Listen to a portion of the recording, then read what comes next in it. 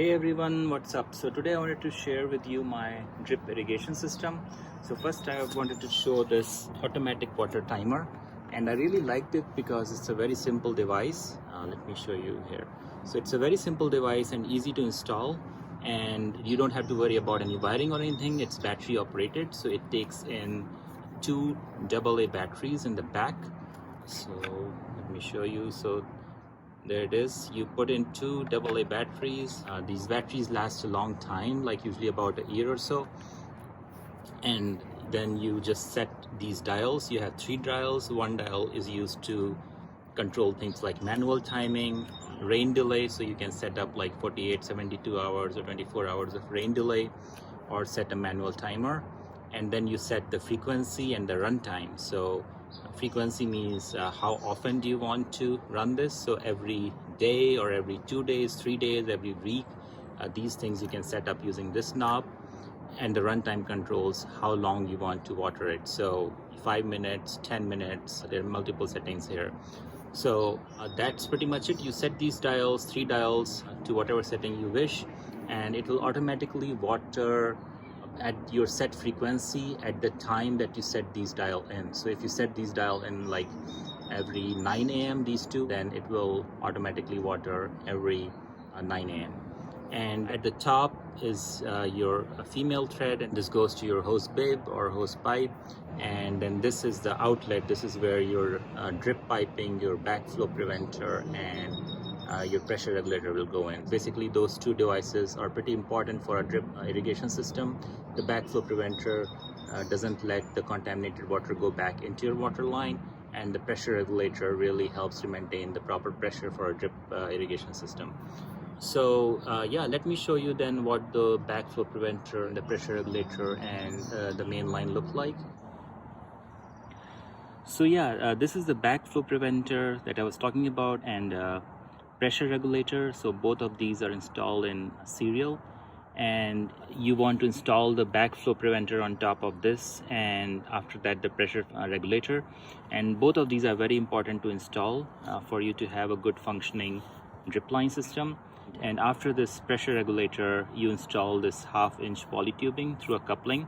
So I'll post the link to all these materials online in the description of the video. And once you have this poly tubing, all you do is you lay this main line, this 1/2 inch poly tubing, throughout your garden or backyard, and then you tap this main line through a 1/4 inch poly tubing. So these are the secondary lines you use to take it to wherever you want to water your plants, your pots, or your raised garden bed.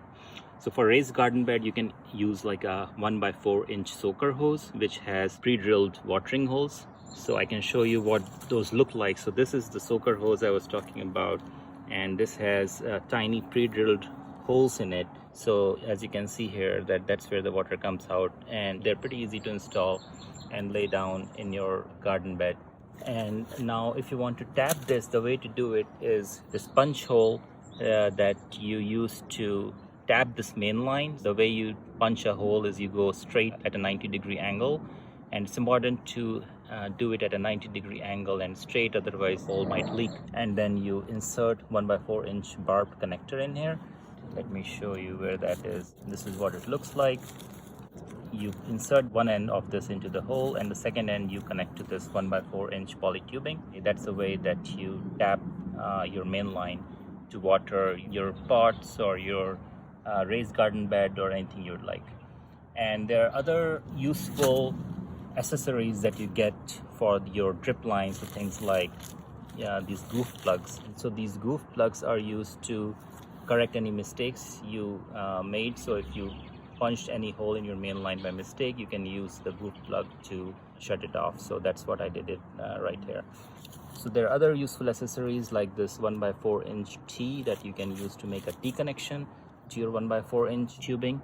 So I also wanted to show you some emitters. So these are things that are installed at the other end of the 1/4 inch poly tubing to water your pots or your garden bed. So this is one type of emitter that is installed on this 1x4-inch poly tubing. And another type of emitter which I like much better is right here.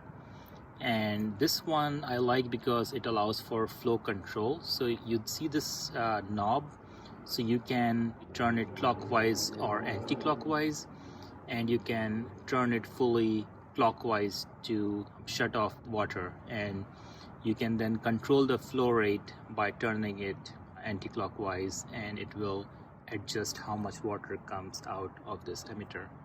So I like these ones, and these also come with like a stake inbuilt, so I don't have to worry about positioning this tubing in place.